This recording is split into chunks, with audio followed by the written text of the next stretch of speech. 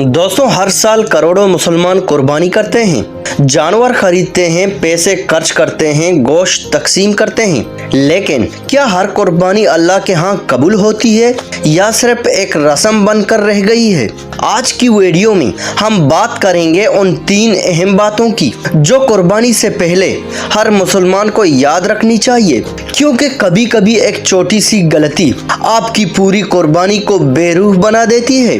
और आखिर में तीसरी बात ऐसी है जो अक्सर लोग भूल जाते हैं, लेकिन वही असल कुर्बानी ही होती है। दोस्तों, कुर्बानी का सबसे पहला मकसद दिखावा नहीं बल्कि अल्लाह की रजा है। आजकल बहुत से लोग कुर्बानी को मुकाबला बना देते हैं। मेरा जानवर बड़ा, मेरा जानवर ज्यादा महंगा, मेरी वीडियो ज्यादा वायरल।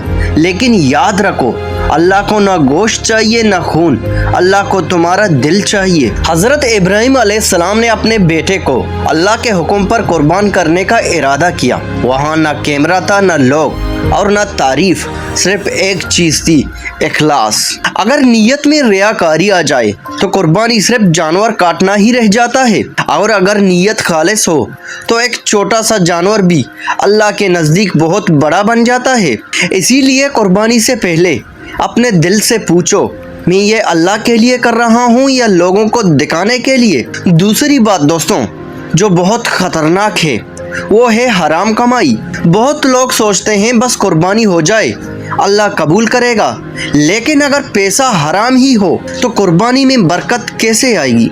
एक गरीब इंसान जो हलाल रिस्क से छोटा जानवर खरीदता है वो अल्लाह के नज़दीक उस शख्स से बेहतर हो सकता है जो लाखों का जानवर हराम पैसों से खरीदे। याद रखो, अल्लाह पाक है और पाक चीज ही कबूल होती है। अगर जिंदगी में कभी गलत कमाई हुई है तो आज भी वक्त है, तौबा करो, हलाल रिस्क इख्तियार करो, क्योंकि कुर्बानी सिर्फ जानवर की नहीं होती, अपनी गलत आदतों की भी होनी चाहिए।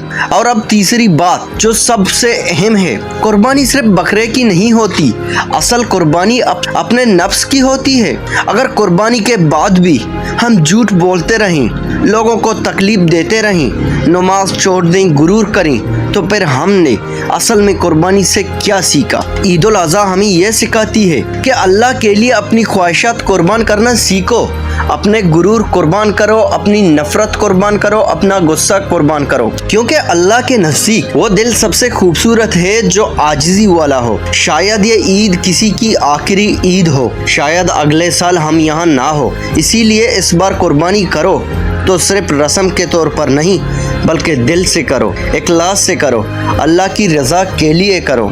तो चैनल को अभी सब्सक्राइब करें और वीडियो को लाइक करें।